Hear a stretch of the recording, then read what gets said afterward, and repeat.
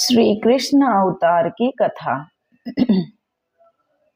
परित्राणाय साधूनां विनाशाय च दुष्कृतां धर्म संस्थापनार्थाय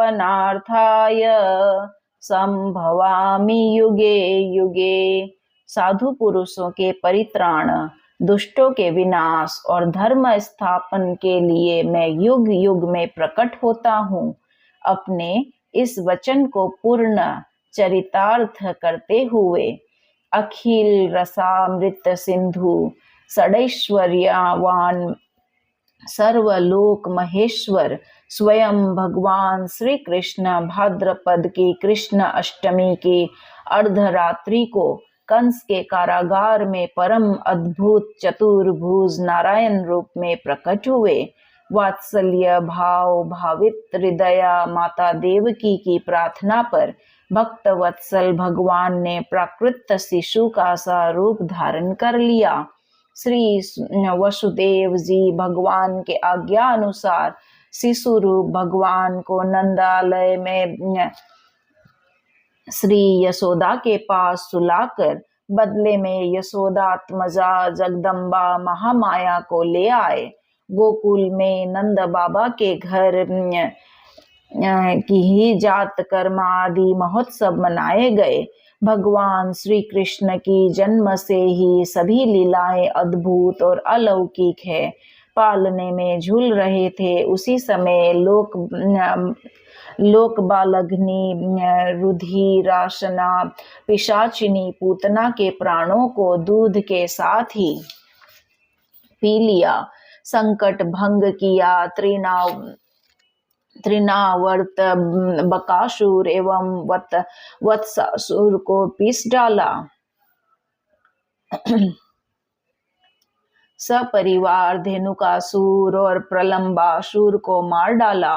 दावनल से घिरे गोपों की रक्षा की। कालिया नाग का दमन किया। श्री नंद बाबा को अजगर से छुड़ाया।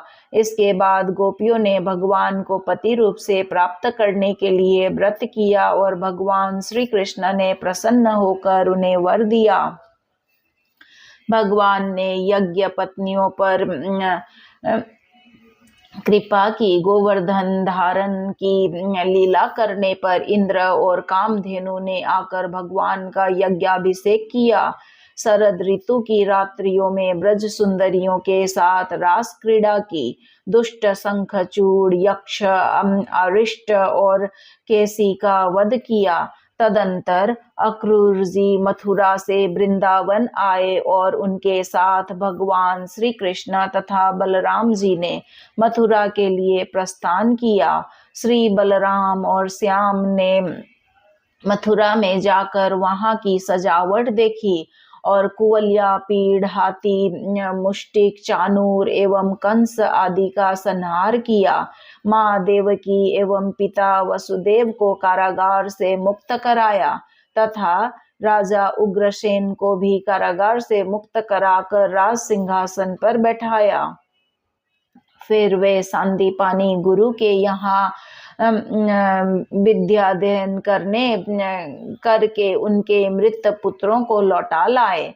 जिस समय भगवान श्री कृष्ण मथुरा में निवास कर रहे थे उस समय उन्होंने उद्धव और बलराम जी के साथ यदुवंशियों का सब प्रकार से प्रिय और हित किया। जरासंध कई बार बड़ी बड़ी सेनाएं लेकर आया और भगवान ने उनका उद्धार करके पृथ्वी का भार हल्का किया।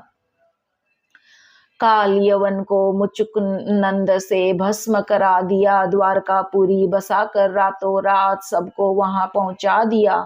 स्वर्ग से कल्प वृक्ष एवं सुधर्मा सभा ले आए। भगवान ने दल के दल शत्रुओं को युद्ध में पराजित करके श्री रुक्मणी का हरण किया। वानासुर के साथ युद्ध के प्रसंग में महादेव जी पर ऐसा बाण छोड़ा कि वे जबाही लेने लगे और इधर वानासुर की भुजाएं काट डाली।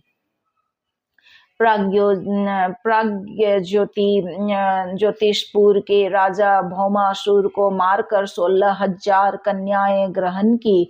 शिशुपाल, पौंड्रक, साल्व, दुष्ट, दंत, वक्त्र, मूर, पंचजन आदि दैत्यों के बल पौरुष को चूर्ण कर उनका वध किया। महाभारत युद्ध में पांडवों को निमित्त बनाकर पृथ्वी का बहुत बड़ा भार उतार दिया और अंत में ब्राह्मणों के शाप के बहाने उद्दंड हो चले यदुवंश का संहार करवाया। श्री उद्धव जी की जिज्ञासा पर संपूर्ण आत्मज्ञान और धर्म निर्णय का निरूपण किया। इस प्रकार भगवान श्री कृष्ण की अनंत अद्भुत अलौकिक लीलाएं हैं जो जगत के प्राणियों को पवित्र करने वाली है। श्री कृष्ण अवतार की कथा यहाँ संपूर्ण होती है। अब आगे की कथा में हम सुनेंगे श्री बुद्ध अवतार की कथा। श्रीमन्नारायण नारायण नारायण भजमन हरि नारायण नारायण नारायण।